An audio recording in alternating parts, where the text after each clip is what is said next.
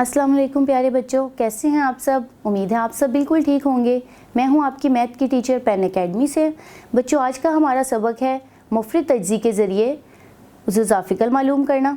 जी तो बच्चों, मुफरद तज्ज़ी करना हम बिल्कुल सीख चुके हैं पहले। अब हम उसी तरीके से जुज़ा फ़िक्र मालूम करना सीखेंगे। तो आइए हम दो अदाद की मुफरद तज्ज़ी करते हैं। सबसे पहले हम 6 और 8 की मुफरद तज्ज़ी करना सीखते हैं। 6 की मुफरद तज्ज़ी करेंगे 2 3 बार 6। 8 की मुफरद तज्ज़ी करेंगे हम 2 4 बार 8। अब हम 4 को मज़ीद हल करेंगे और इस 2 को नीचे लिख लेंगे। 4 2 2 बार 4। अब हम इन तमाम अज्जा को लिख लेंगे। 6 के अज्जाए ज़रबी,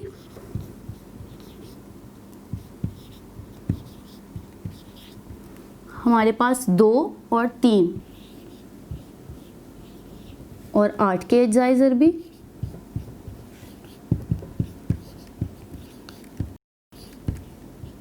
2 ज़रब 2 ज़रब 2।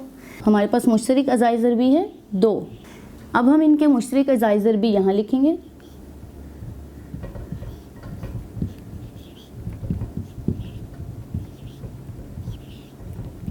हमारे पास मुश्तरक अज़ाए ज़रबी है 2 जी, और बाकी जो हैं वो गैर मुश्तरक अज़ाए ज़रबी हैं, उनको भी अलग लिखेंगे।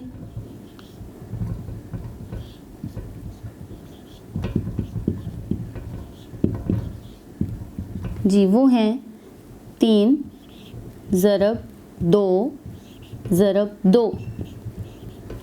जी तो बच्चों, अब हम मुश्तरक अज़ाए ज़रबी और गैर मुश्तरक अज़ाए ज़रबी को आपस में ज़रब देंगे। मुश्तरक अज़ाए ज़रबी ज़रब गैर मुश्तरक अज़ाए ज़रबी।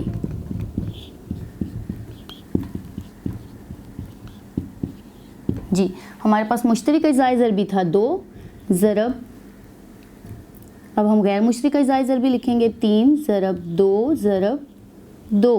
अब हम इन तमाम को आपस में ज़रब देंगे। 2 2 बार 4 4 2 बार 8 8 3 बार 24। जी, तो ये 24 हमारे पास जुज़ा फ़िक्र आए, जुज़ा फ़िक्र आ गया है। और अब हम इसको इस तरह से लिखेंगे।